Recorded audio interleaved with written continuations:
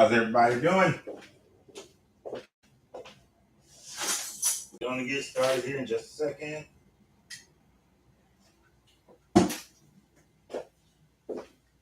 Doctor's appointment took me a little bit longer today than I expected. But I told you yesterday, I might not get started till about 11:30. But it's a cloudy day. Hopefully we won't have anybody jump in here too soon. It's Friday, so it's going to be a bit free flowing today as far as this conversation. So where does this come? Oh, so basically, let me introduce myself for those who are finding me for the first time. I'm Coach Renz with Wildlife Religion, but we also talk about other situations that pertain to the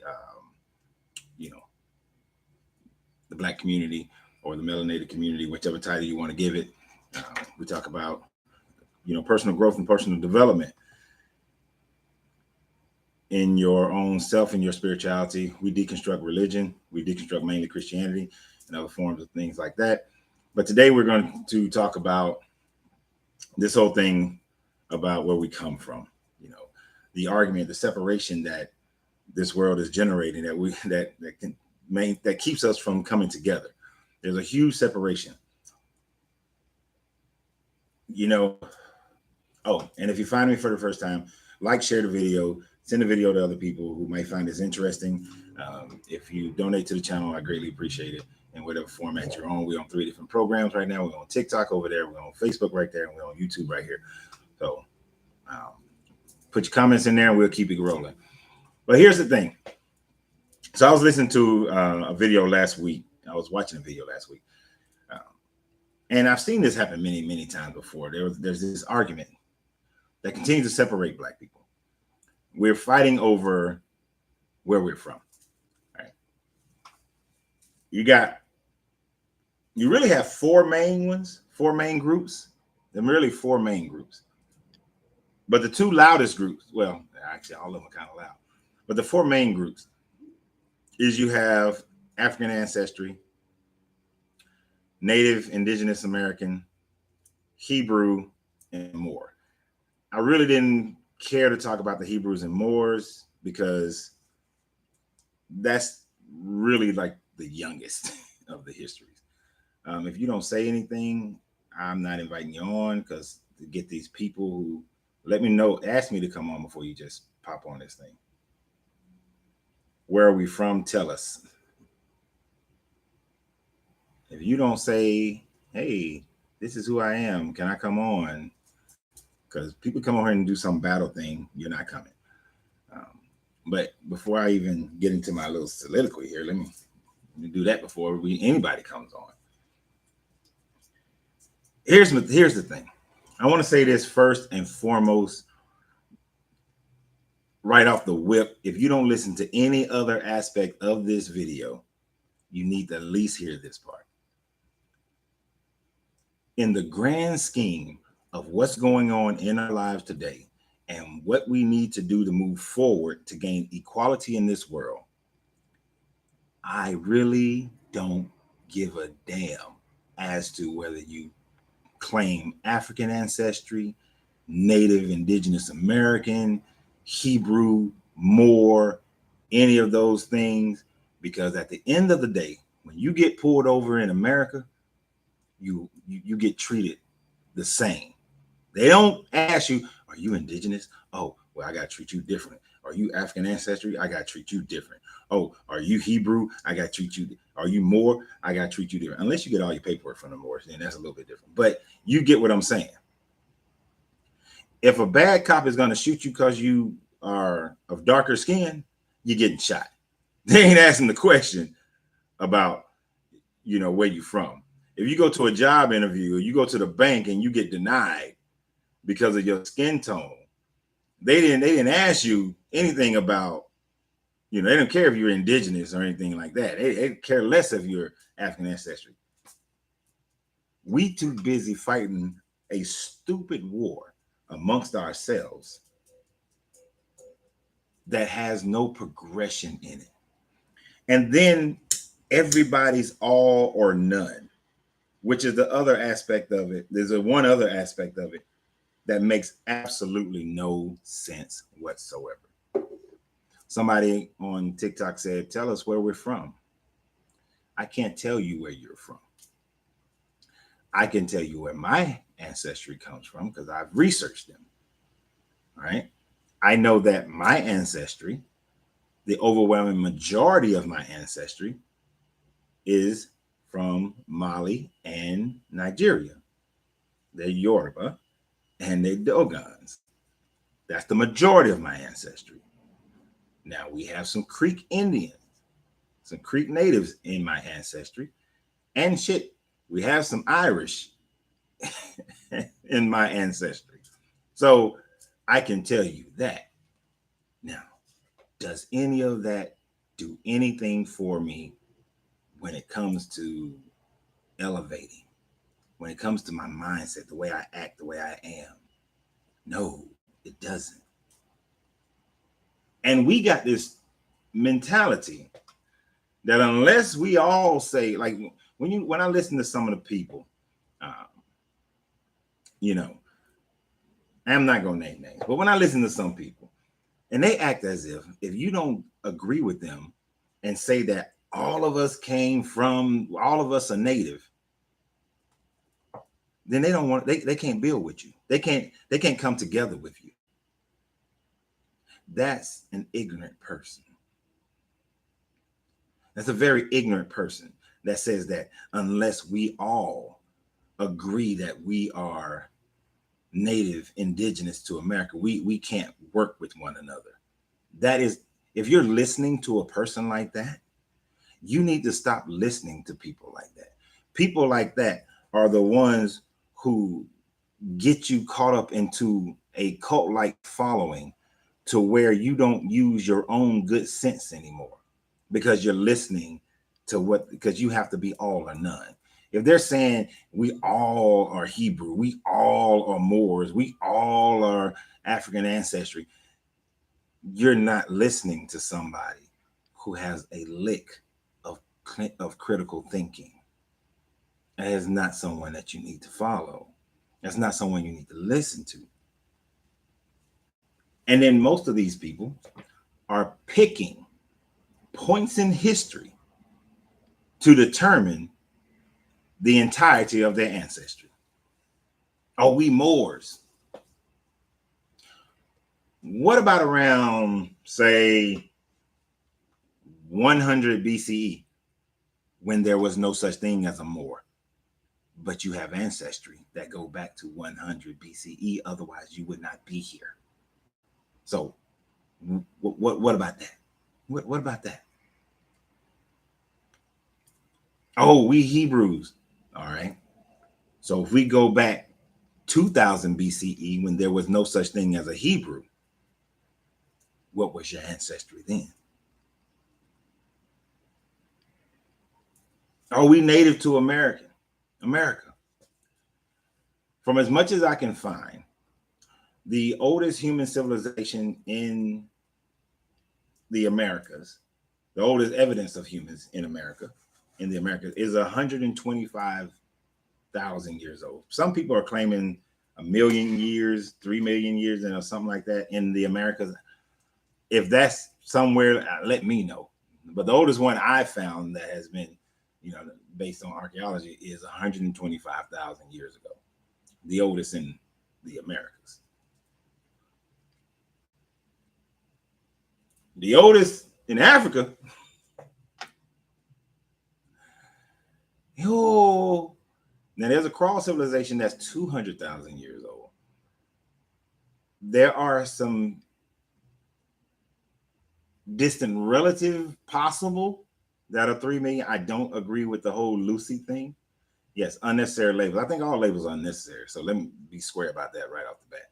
As a fully developed conscious being, I do not believe in race at all, period. It's a made up thing by man. I don't believe in that. But because we live in a society that deals with it, I still have to be aware of it and deal with it as it comes. But But I find that there are some psychoses that goes along with it. There was a young lady that I know. It was weird. It was odd for me because for her, she could not accept that she had any African ancestry, because to her, if they allowed themselves to become slaves, then she considered them all to be weak. And we was having this debate, and I was trying to explain how a small group of people can control a larger group of people, especially being someone who served in the military, in the Marine Corps. We specialize in small groups dominating larger groups. That's a specialty in the Marine Corps, to be able to do that. I tell jokers all the time, 300 Marines and I can take, not 300, sorry, 3,000 Marines and I can take all of Atlanta. With the right equipment, I can take the whole damn city, right? So the thing about it is there are techniques and tactics that can be employed in order for a smaller group, especially if you have better technology, to be able to control a larger group.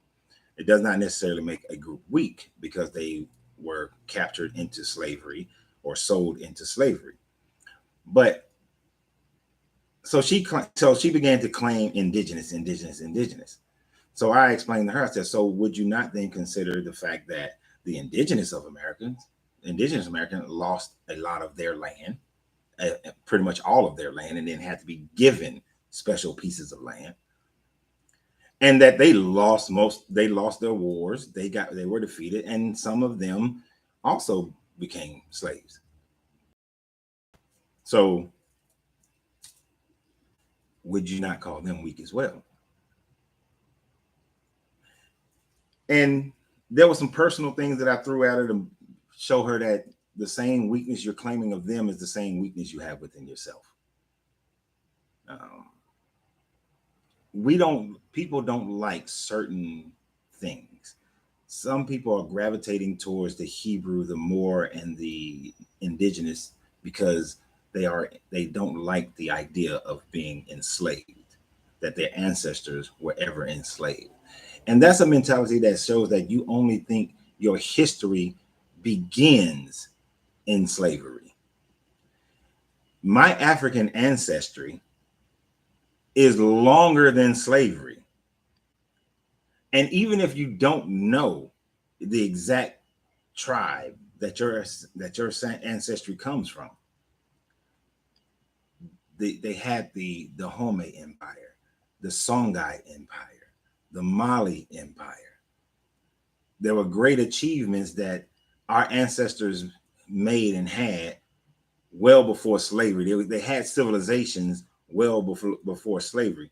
That's a narrow American Western mindset when you can only begin your history at slavery, when you think that is where your people originated from, not realizing that. Do you not realize that people were in Africa prior to 1492?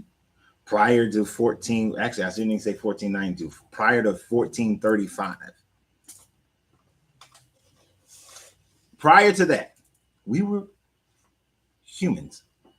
Ancestors were already there.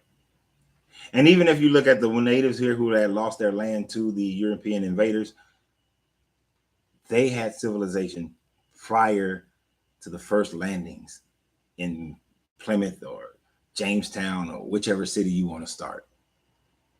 So if you're only embarrassed because you start in your history at where the Europeans have told you, where Western culture have told you where your history started, then that's your fault for being stupid. And I'm gonna say it just like that. Stupid. You 34% Molly? Cool.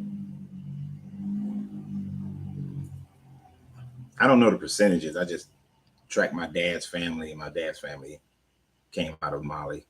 What it came out of the Senegal, Mali area. Some Senegalese, some Mali. Sure wish I would have got some of that Senegalese hype. But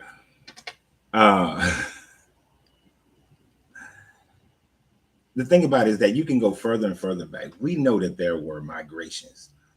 I even had a person, or we know that there were migrations. That's why on the YouTube and the TikTok, there's a migration pattern up there of the crossing of the Bering Straits when the ice bridges, when there was an ice bridge.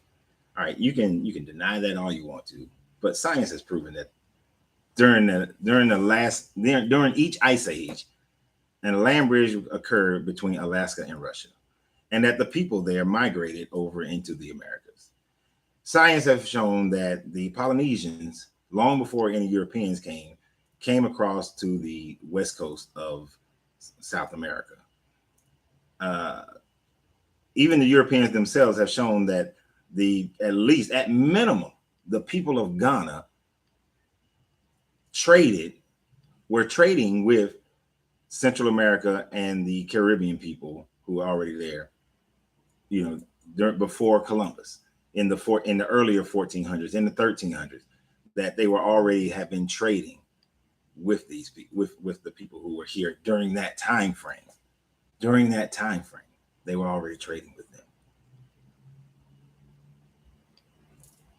So, and people like to say, "Oh, the omics." The omics didn't just naturally occur in America. They were a people that migrated from Asia. Those Asians, which was shown in DNA testing, migrated from East Africa. As many times as people try to disprove the out of Africa theory, there is more evidence to support the out of Africa theory than to support people originated in America.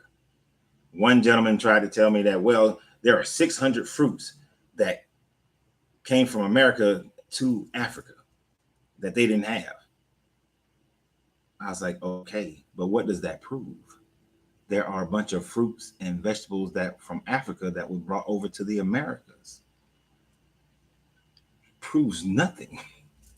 That's like me saying, well, since coffee comes out of Ethiopia, then that means, and even though now they growing coffee in Colombia and Brazil and America and Costa Rica, then that means that people originated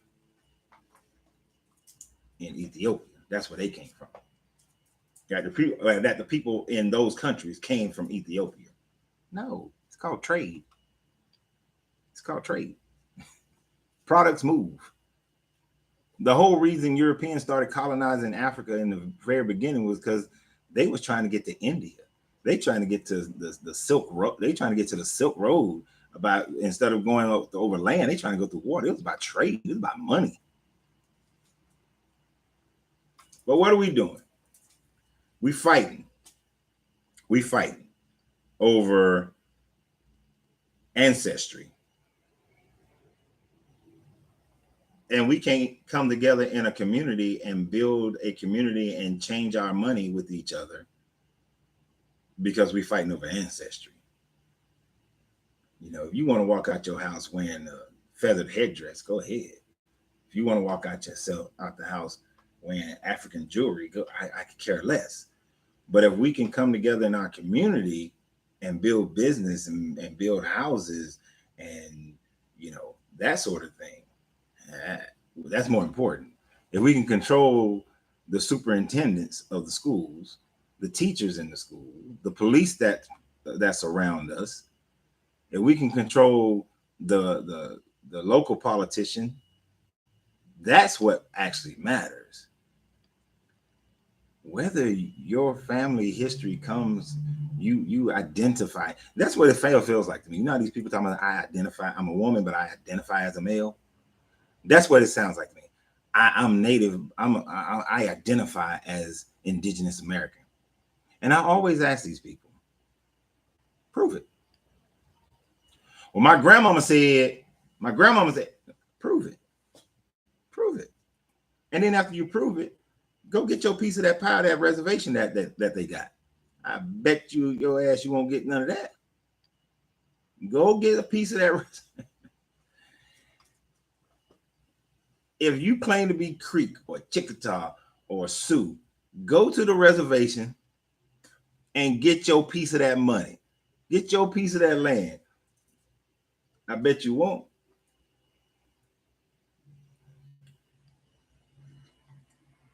And being a part of those nations doesn't make you any better than anybody else. Do you know who the last slave owners in America were? How do we know the same for the ones that are on reservations? Hell, half of the ones on the reservation are got so much European blood in them. They got they ain't 100%.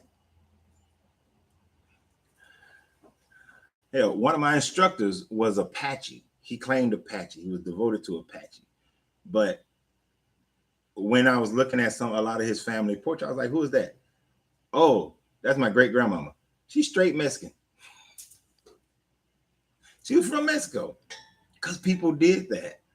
It's just like, okay, let me drop some history. Oftentimes, because of disease and war, women of the Chickasaw, the Creek, the Cherokee, a lot of those nations, they would buy African slaves and then make them their husband because their men either died from war or disease. This was a very popular thing that was going on. So yeah, you can have some of those, but recognize some of those husband-wife things, some of your great-grandparents, great-great-great-grandparents, your grandfather was purchased. Yeah, they say that grandmother told them that they were native, but they were also purchased.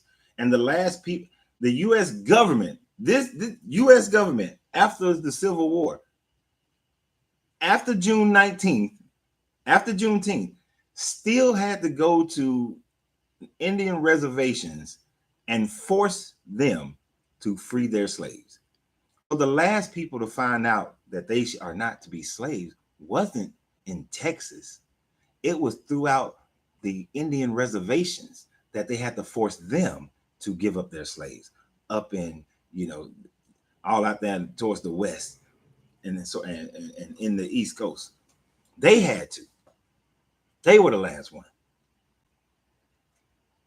So go ahead and claim your slave owning Native Americans. It doesn't matter. But what does that matter for us today? Really? What does that matter for us today? What are we going to do about that? And a lot of when I lived in Florida, and I had one of the, we had to do we did every unit I've been in, we always did a lot of military history, right? And so when living in Florida, we had to study the Seminole Wars. Black people who claim to be Seminole, you're Seminole because we like to think about African slaves running north, but in Georgia, Alabama, they ran south, and those in Florida, they went to Florida. They joined the Seminole Indians and fought in the Seminole Indian Wars. So that's how some of you got Seminole, because they fought in the war. They ran and found refuge with the Seminole Indians. And understand the difference. The Seminole Indians were not part of the 5 civilized tribes. They didn't convert to Christianity. They didn't get white people names. They didn't start dressing like white people. They warred against Europeans. So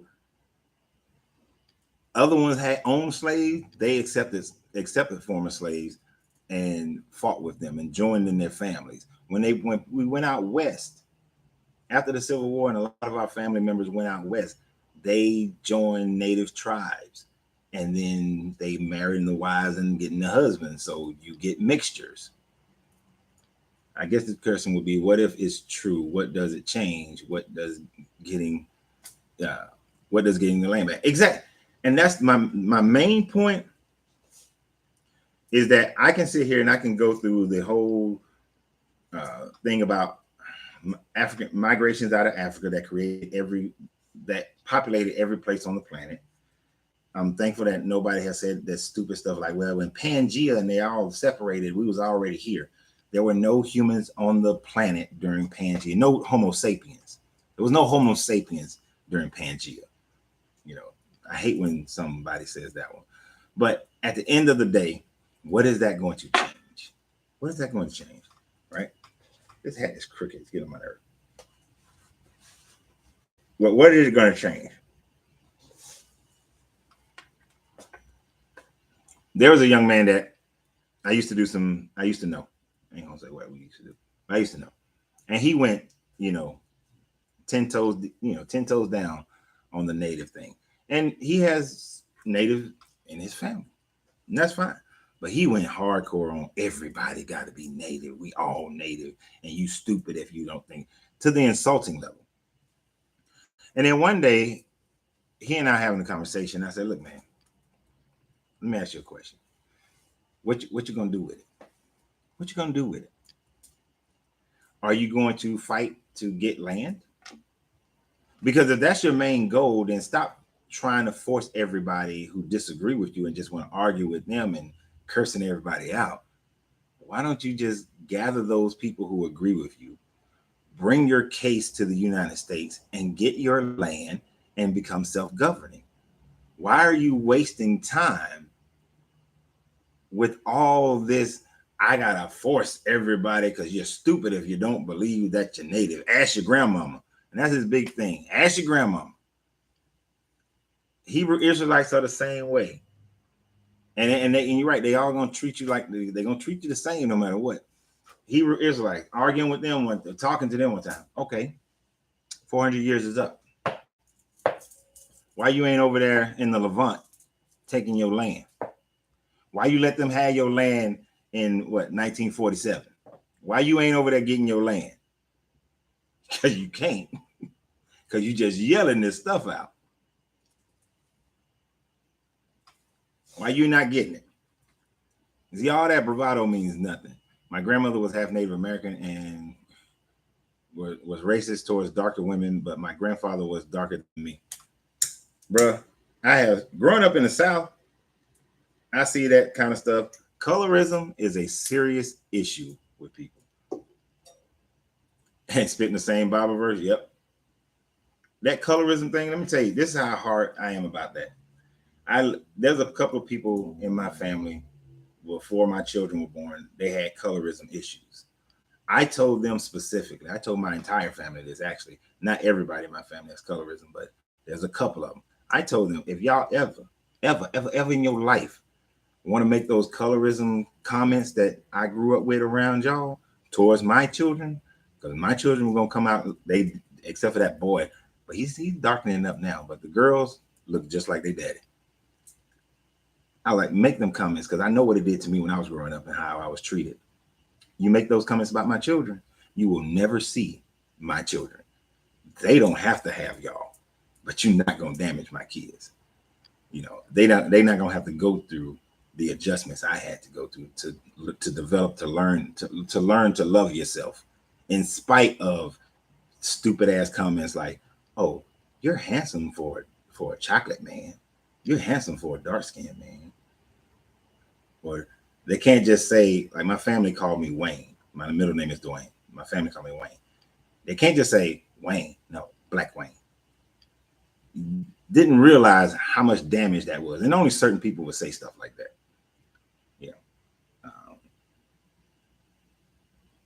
But I was like, all y'all can go to hell.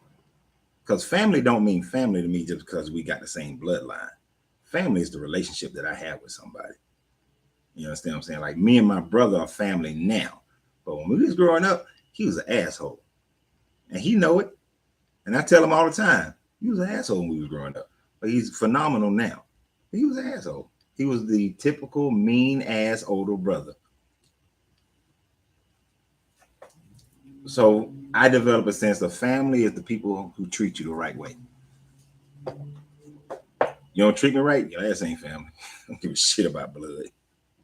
We put so much emphasis in bloodlines. Like, who cares? You ever see that movie? Remember that movie, The Family Who Prays? I gotta admit, I didn't read the word right when I first saw it, and I was like, when the praying gonna start? But they were praying, P-R-E-Y, right? That's not a family. That wasn't a family. I have got to take care of this hat. It get on my nerve. It won't square up right. But anyway,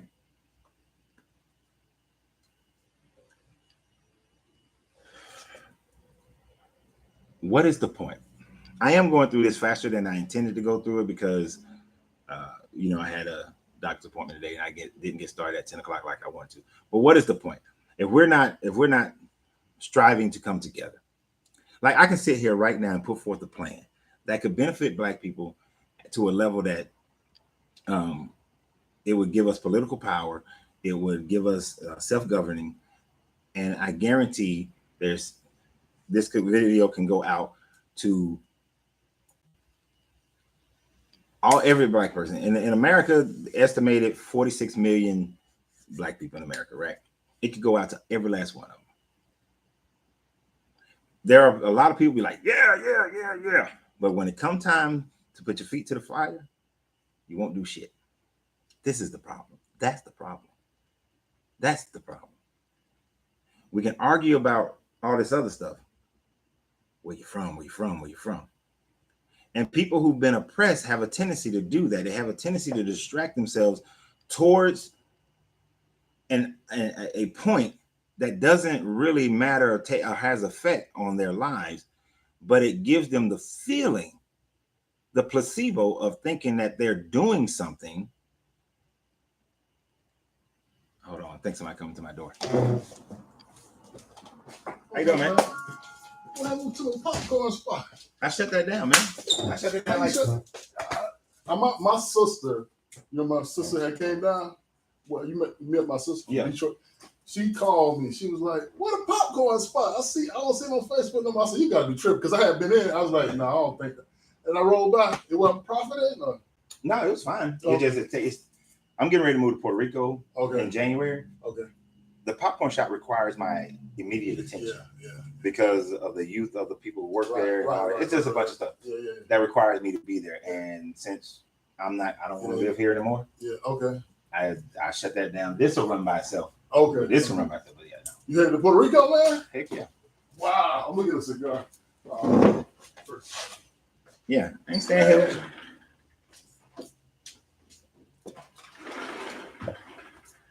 So why he in there looking? And I lost my train of thought.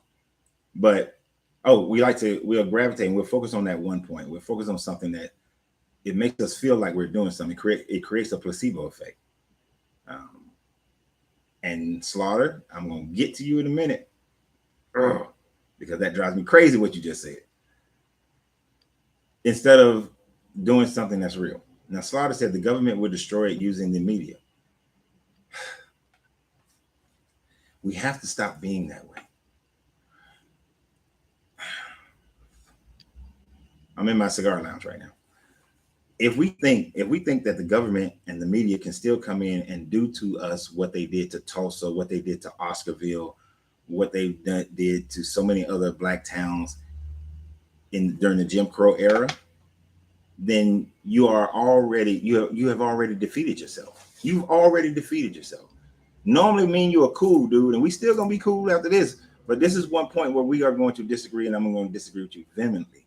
Because don't you see the psychosis of that? If they got you thinking that if you try to build something, and they will destroy it, then they know you will never build anything. Therefore, they will be able to maintain that control. So you can't say that they're going to destroy it.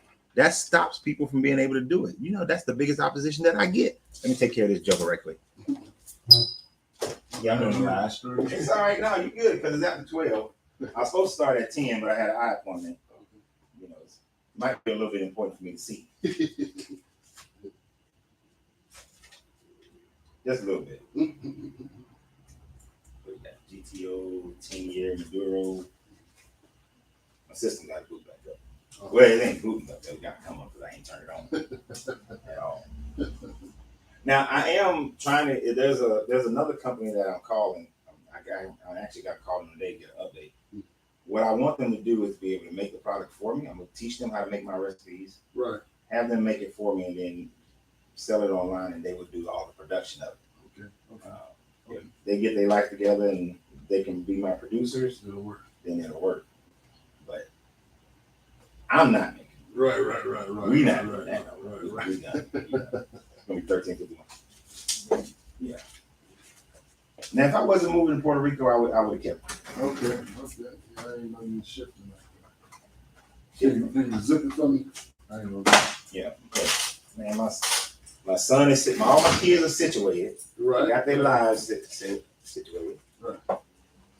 You're not gonna smoke right now. No. Going back. Yeah. Yeah, my kids are situated, so there is absolutely no reason for me to still be here. Right. I'm just being close enough where I can still get to my mom. Yeah. But I don't want to give her so long. Giving her about 5, 6, 7 years, and then I'm moving after. Okay. Okay. Oh, I'm really not staying here with y'all. Right.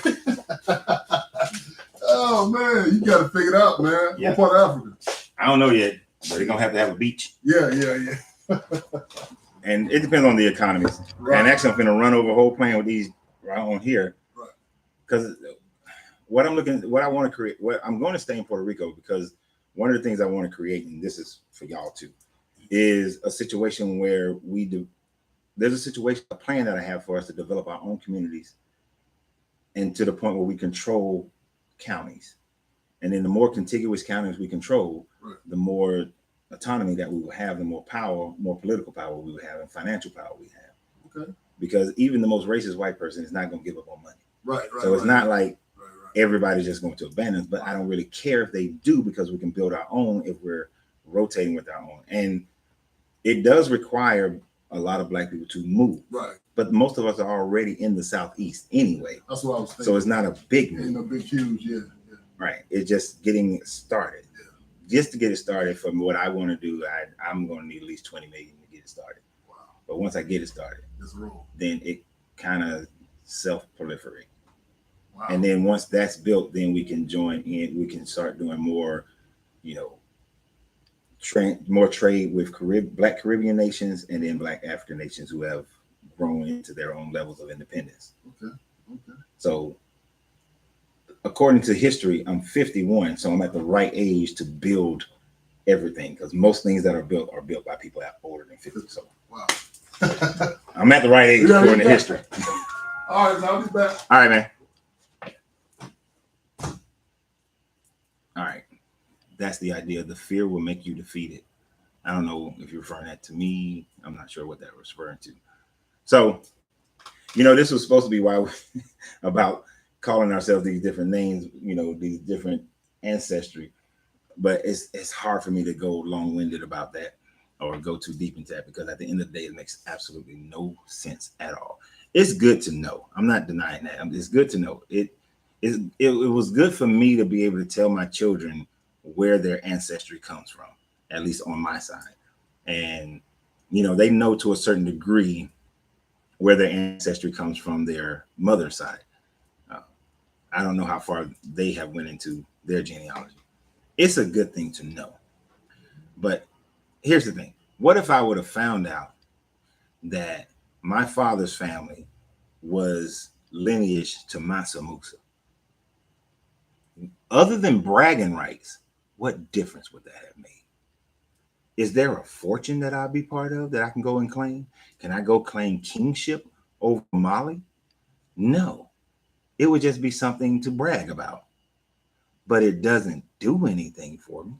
If I get pulled over on the side of the road, I don't have diplomatic immunity, because the Mali Empire doesn't exist anymore. As far as being in the line of Mansa Musa and being an aristocracy, it doesn't exist. So what benefit does it do me? Zero, none whatsoever. Doesn't benefit me at all. I was trying to get you where you left off. Oh, gotcha. Thank you, Chris. So when we live in today, what matters is that we are still fighting an oppressive regime. And in fighting that oppressive regime, you have to fight in the likeness of what creates power for them.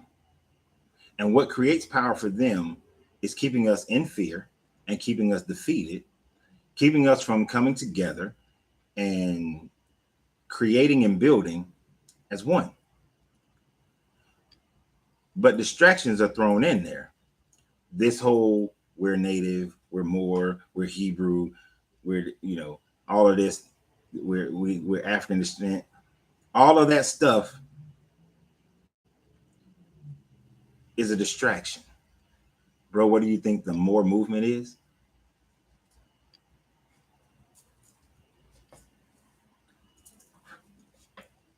Where is it in the Moorish movement? And if it is there, let me know.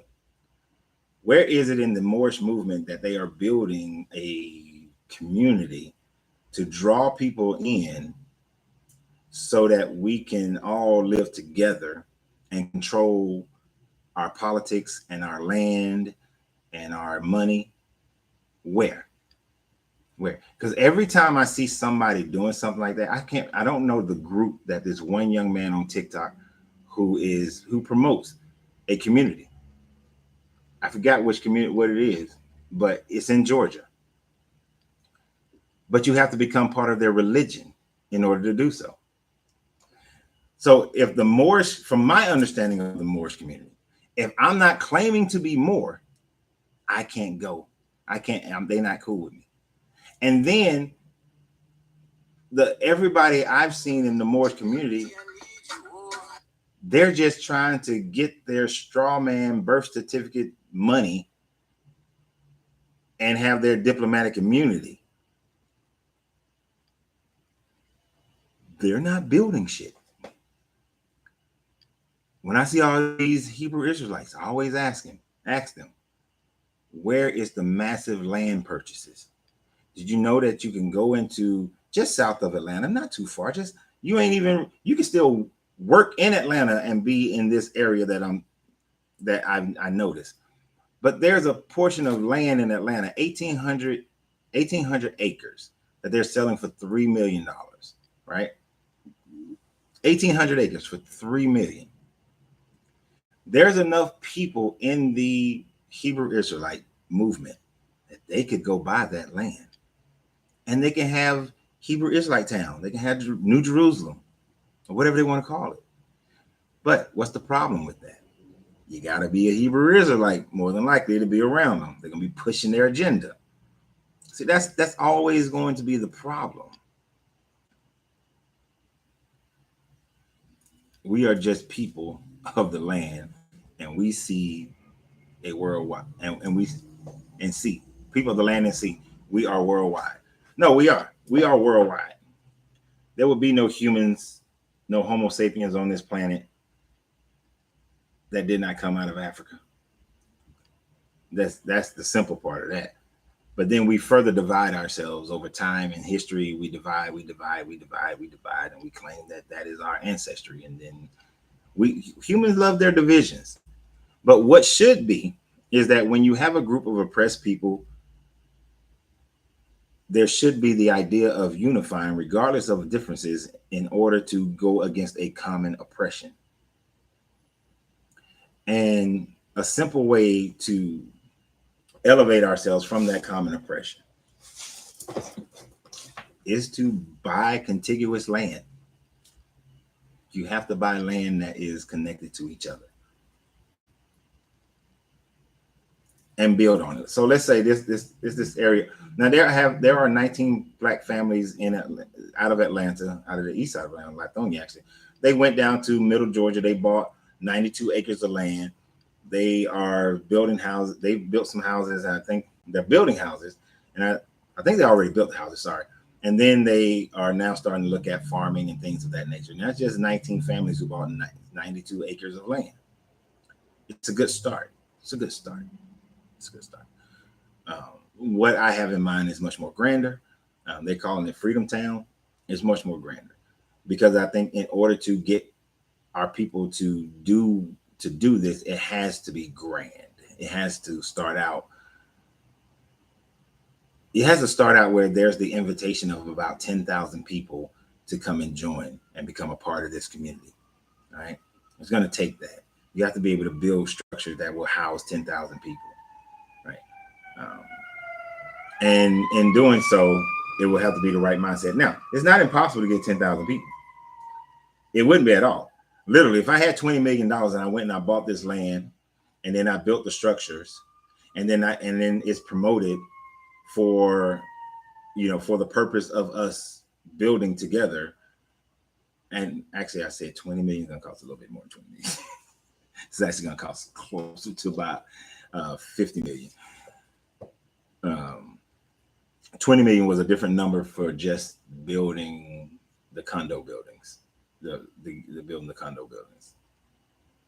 No, was that the 20 million for the condo buildings? No, for one of the condo buildings, it was 20 million.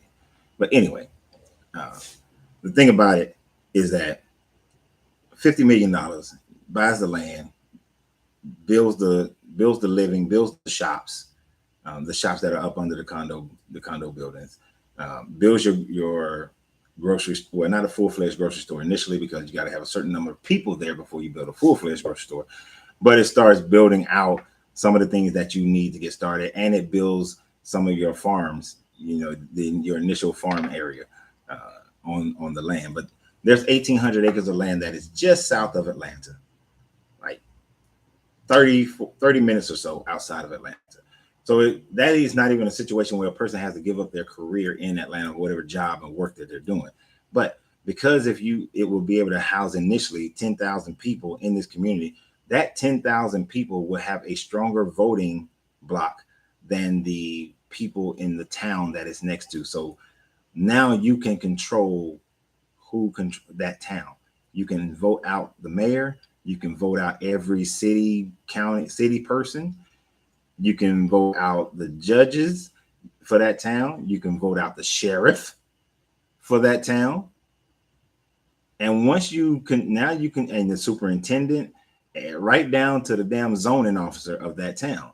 Now your community controls that town. You control all the politics, the education, the zoning of that town. And then as you build, this land is 1,800 acres. Continue to build these condo buildings with shops and things of that nature. You have some of the land that's devoted to farming. That farming land, there's markets every weekend from the farm, so that we're eating from our own food. There's a water source on the land. And as you continue to grow, you can build the grocery stores, and then you can build everything else continues to get built on that land. As that population grows on that land, and this is why you don't build houses first, because you need to get as many people on this land as possible. Now you have enough people. Once you start tipping at like 100,000 people, you now start to control the entire county, because now your voting block can control the entire county. And then that piece of land, that's another 1,700 acres that's right next to the 1,800 acres. Once they see all them black folks on that land, they're going to be ready to sell that land and get rid of that. They don't want to be next to all that. So you can buy that piece of land and you replicate the system. At some point, you will start to be able, once you control a county, you can start building houses in that county, because now you have enough population to control it. Now, when you control the county, you control all the police that have jurisdiction in that area. You control all the judges, all the mayors, everything. And as you control that, people just want to give away land for a little money. Yeah. But once you control all of that, you control your education, you control your destiny, you control how you live your life. Exactly, Dark Green. We're talking about total control. Would there be a selection process for families and individuals, or come one, come all?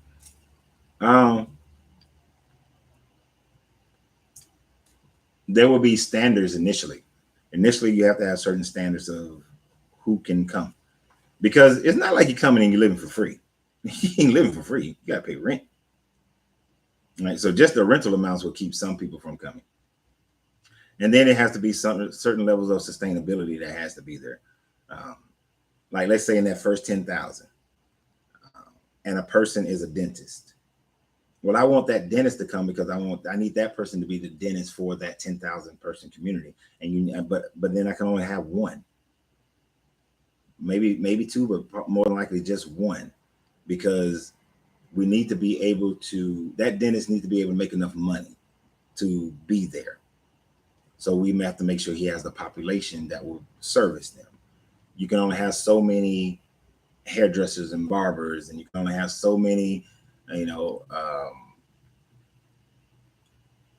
coffee shops and restaurants, and there's only so many of certain things you can have initially because it has to be sustained by that first group of 10,000 people that come there. As you grow, then you can get more and more people. You have to have your security force because this will be a gated off community, and with a personal security force to ensure not only that those outsiders who see it as an opportunity to commit crime, to handle anybody who does commit a crime inside, but also to make sure that the outside police forces can't come in there and just do whatever the hell they want to do. Nothing gets reported. The first phone call is to our own security force if something is going down. You got a couple that gets into a fight, we ain't calling the police. The security force gonna come down. Hey man, let's go sit down. Let's figure this shit out. Not get into the system that we don't yet control. There will be thousands of white people who want to come.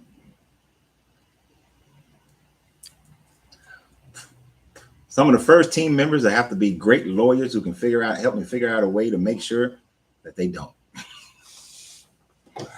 I know that based on the laws in this country, you cannot determine whether or not somebody can live somewhere based on their race, but they have figured out a way to get away with it, and so will we.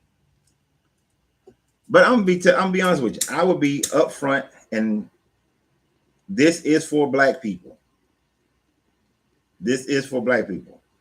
I ain't trying to be nice about it. Everything here is engineered for black people. So if you come here and you white, know that we do not care for you being here. We are not going to care about your politics. If your politics are not in line with ours, we don't care. And a white person will never be part of the leadership. And a black person who's married to a white person will never be part of the leadership.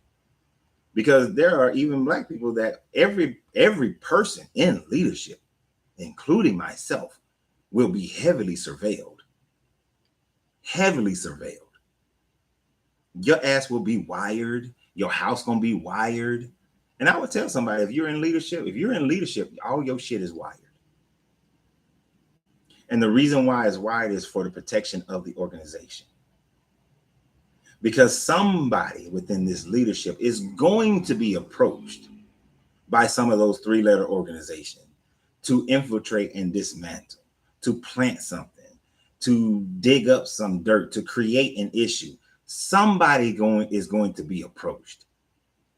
And the best way to make sure that the leadership approach is minimal, or some kind of destructive impact is minimal, you will know that you are being surveilled at all times. All times. And if you don't want to deal with that, you just won't be part of the leadership.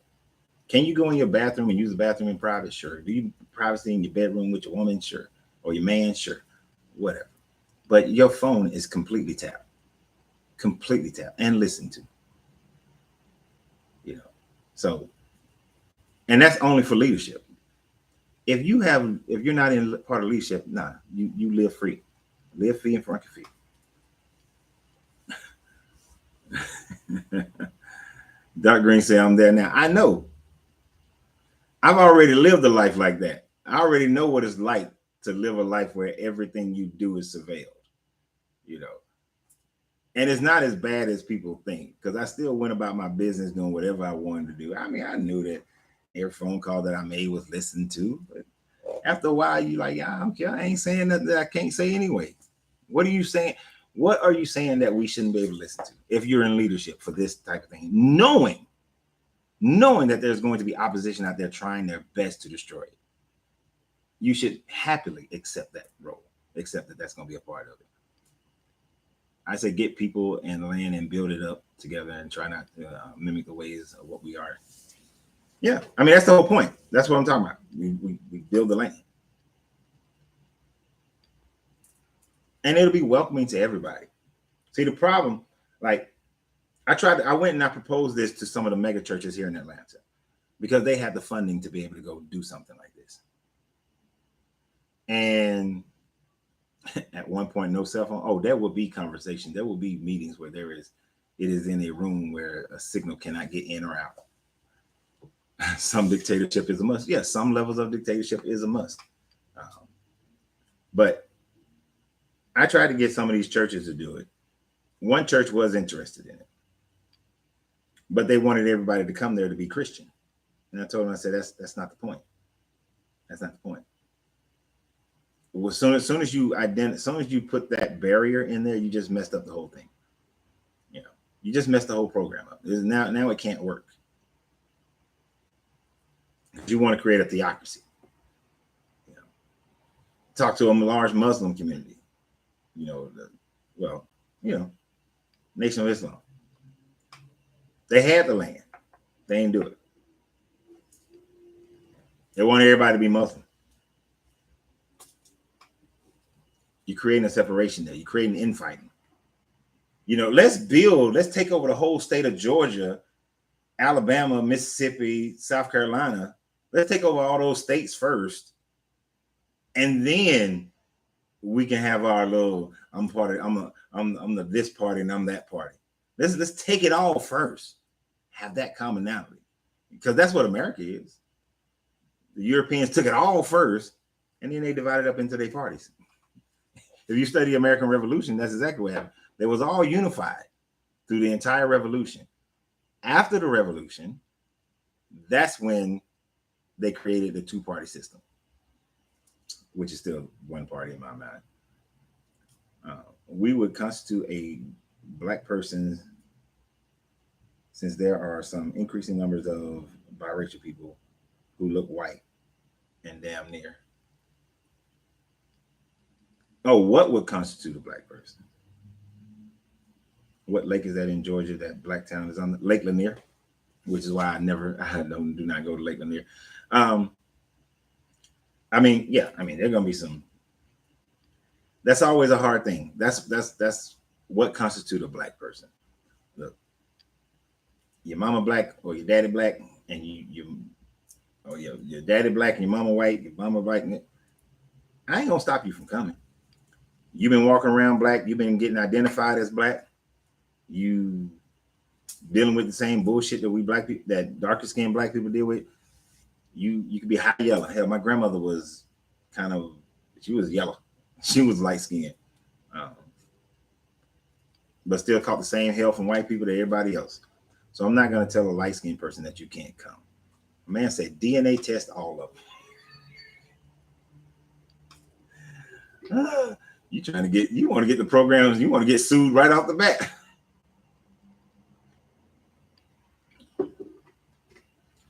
No, it's just that everybody who would come, you can't necessarily stop people from applying. And you get lily white couples like, yes, I'm down with the cause. I'm here. I want to support the Black people. Black Lives Matter. To a certain extent, you can't kick them out. But they will never be part of leadership. Anybody who wants to come and be a part, anybody who wants to get down with me as far as leadership of this thing, I would have to get to know them personally and in depth. And I would check the shit out of their background, use some of my friends that I know I can find out some information that they don't want me to find out about them. But I'm going to know as much as I can about them. And you won't be able to be just somebody. But being Black, it is more of a mindset. It's a mindset, true, Brandon, but it's an outward appearance. It's an outward appearance. I love mulatto. Mochaccino girls are hot. Okay. It's not what we're talking about, but sure. The thing about it is, and trust me, I would have to bring along some people who know a lot more about things than I do. They, how to actually build this infrastructure, how to build this, how to create it, how to manage it properly. There's some management thought processes that I have that may be incorrect or illegal. There's some things that I know I don't know, that other people would have to come on board that know more about certain things. I would call my brother John and be like, hey, the whole IT network security and everything. Yeah, I did that back in 2003. I don't know much of nothing about IT anymore. I need you to come on board. I need you to handle this because this network security got to be like tight, So there are some people I already know that I would bring in, and the people who build it will be a black company, and it'll be a black company that got black people. Now, I'm not.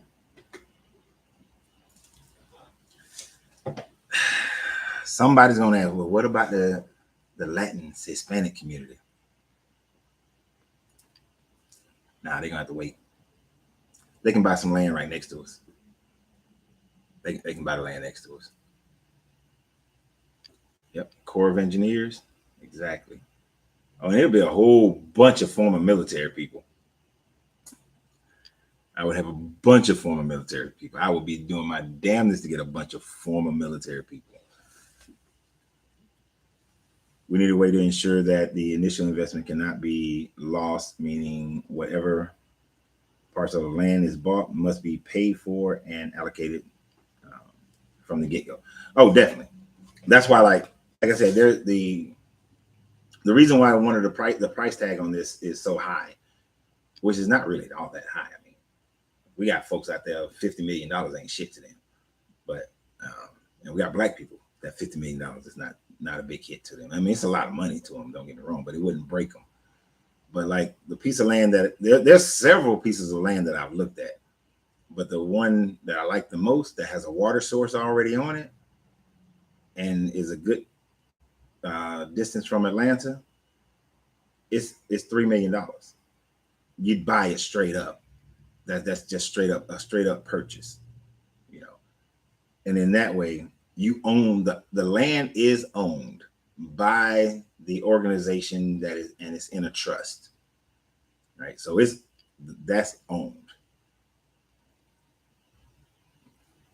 That way it can't be taken,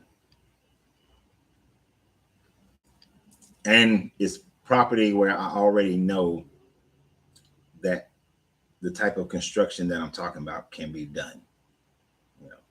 The biggest hurdle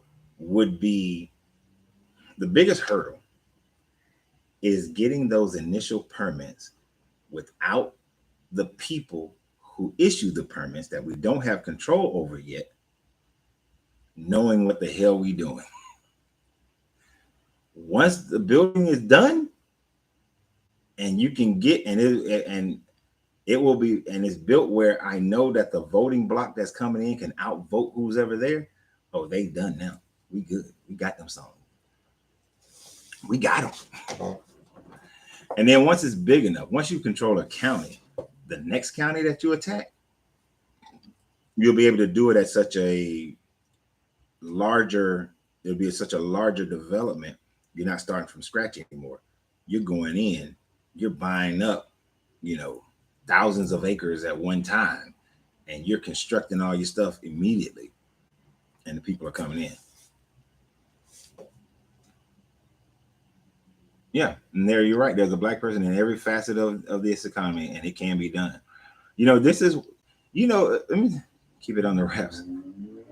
Keeping it on the wraps would be the hardest thing, but that's why there are certain trusts that you can use. I have talked to lawyers about it. There are certain trusts that you can use in order to set it up so that they wouldn't know who's doing it and what the organization is about. So there are ways of getting it done without them knowing. But after the first one is revealed, then it's a known. The jig is up. Everybody knows what it is. And the media play on it will have to be huge, because if and when the government or any organization tries to use the media to shut it down or try to do some jacked up stuff, we have to be able to get that get the word out worldwide to make sure that they understand that we're not going down. This ain't no easy win. I'm not sure if his land is available to be bought. You're talking about Dr. York. What was that, in Waycross, Georgia, I think? I think it's in Waycross, Georgia. That's where that land was at. But this is why we have to stop thinking in our separations. Because when you come there, I don't care if you say I'm Native. I don't care if you say I'm African descent. I don't care if you say you're Hebrew Israelite, you're Christian, you're Muslim. Who cares? Shit. Just as it gets bigger, man, build y'all a mosque over there. Build you a church over there. Build you a synagogue over there. Build you a Buddhist temple over there. I could care less. As long as we know that we're here to build each generation in an environment that's free of police brutality, that is free of Western cultural education only, because it's still within America. You still got to abide by some of their educational bullshit, but we teach them our history.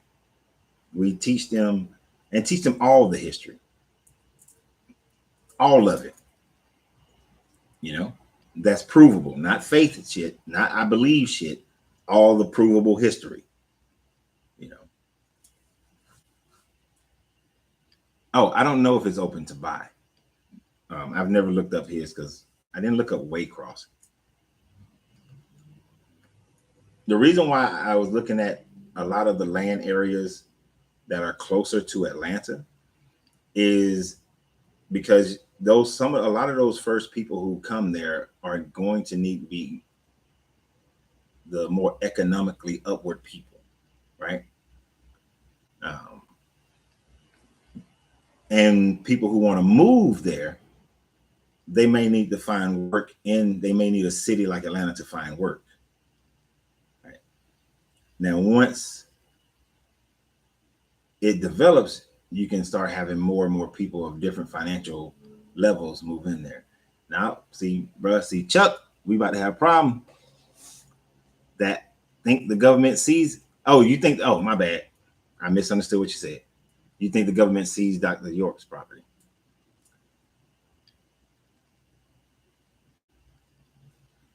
No, it ain't about what they think that they want. I don't care. Y'all gotta understand something. Oh yeah, math, science, history. What do they call that? STEM. STEM would be huge. One thing y'all need to know about me: I don't give two rats' asses about what the government think that they're gonna try to do, or what the government will try to do. I will fight the government just as hard as I fought for this raggedy ass government. They got a lot out of me in my youth. I got a lot more left that I will fight them just as well. So to build this, I know y'all gonna think that my plan is too grandiose, that my thought process is too big for it, but this is my thinking. The state of Georgia has 10 million people in it, right? Just 10 million. That's it for the whole goddamn state of Georgia. They say on the last consensus that there are 46 million black people, in America, right? I know you're not going to get every black person to participate. The law of innovation of the law of the fusion of innovation, I think is what it's called. It tells you that 16% of any group, 16% of the people will never do something that's new. They're never going to do it until they're forced because they have no other option, right?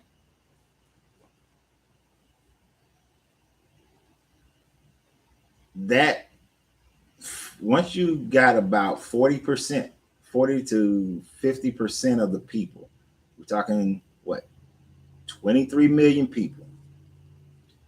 23 million people spread out, 23 million people, you get 23 million to move to Atlanta, move to Georgia and say South Carolina, right? You have changed all the political dynamics of Georgia and South Carolina. And then you start infiltrating your Mississippi and Alabamas and Louisiana. You can theoretically gain enough people, if built in the right areas, enough people to control those states, control a major portion of the Southeast. As you control that major portion of the Southeast, you can establish your own trade as state governments, because now you control the state governments. You can control your own trades with African nations, with Caribbean Black nations, South American, Central American Black nations. You can control them. Mind you, in doing this and seeing the growth of it, I do believe a certain large portion of the Latin and Spanish community will start to side with us, which will give us even more political power.